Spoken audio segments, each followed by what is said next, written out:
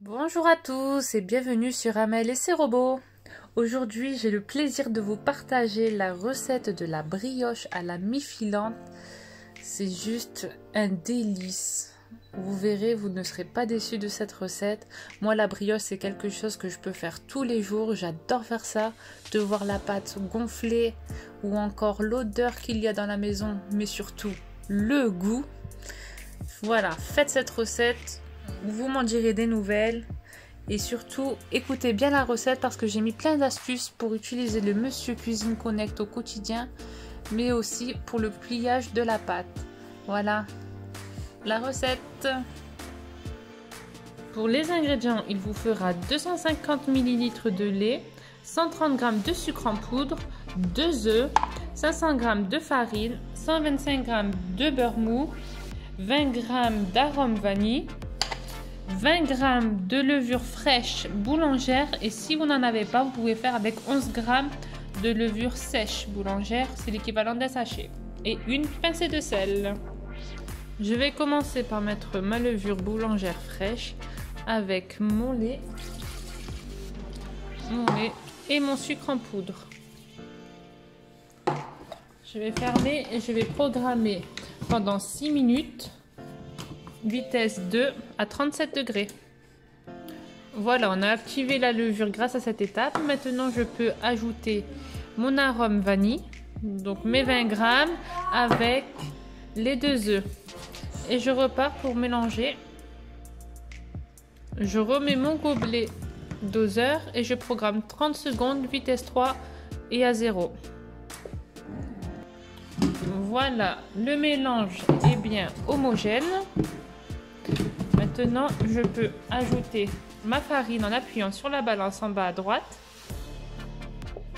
Hop, ça se met sur 0 et je peux mettre les 500 g de farine demandée. Voilà, on a 500 g. J'ajoute ma pincée de sel, surtout à faire en dernier, sinon la levure ne sera pas activée. On appuie sur OK. Je ferme le robot. J'enlève le gobelet doseur et je pars pour malaxer le premier avec, on appuie sur la flèche, 45 secondes, vitesse 4. Voilà, après les 45 secondes, ce qu'on obtient, une pâte bien mélangée. Donc là, il faut surtout vous l'enlever du socle pour faire une pause au robot pour pas qu'il ne chauffe. C'est ça la méthode pour que le robot ne chauffe pas. Donc là, on a fait une petite pause de 30 secondes. Je referme et là on va repartir pour mélanger encore 45 secondes. Voilà, donc on touche à rien et on met play. Voilà, nos 45 secondes sont aussi écoulées. Vous voyez, la pâte elle a déjà changé de texture. On voit un peu la mie, c'est qu'elle va être très bonne. Vous voyez la texture, on a quelque chose de pâteux, hein. On n'est pas sur de la crème pâtissière, il faut qu'elle se tienne. Donc là encore une fois, vous la mettez sur le côté et vous attendez une petite minute. Donc voilà, la minute est écoulée. Je remets le robot à sa place. Et là maintenant, on va incorporer le beurre. Donc là, je vais programmer pour 2 minutes. Voilà, vous tournez au max. Vous mettez play et pendant la première minute, on va incorporer le beurre. Donc voilà, c'est un beurre pommade. Donc il est vraiment mou, hein. Vous voyez, c'est de la crème. Hop, et je l'incorpore. Voilà. On met pas tout d'un coup et on mélange le robot. C'est vraiment, il faut que le robot se mélange et qu'on incorpore petit à petit. Donc vous voyez, là, notre temps de pause est écoulé. Je repars pour 45 secondes, toujours vitesse 4, en mode malaxé. Voilà, j'ai mis la pâte sur le côté. Donc vous voyez la texture que vous devez avoir. C'est une pâte assez lisse qui colle. Elle colle beaucoup.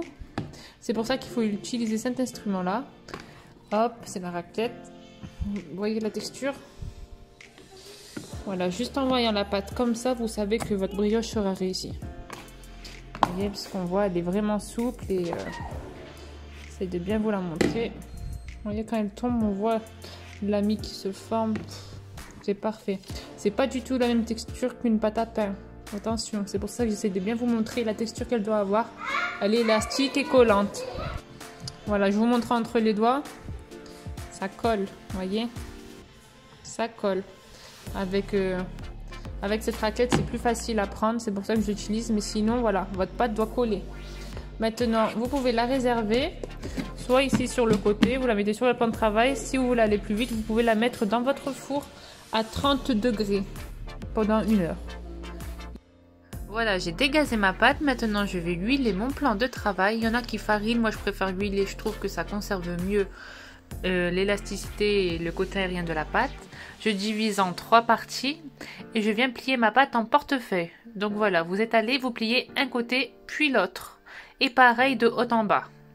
Voilà pour le deuxième. Et maintenant pour le troisième, on refait la même chose de haut en bas.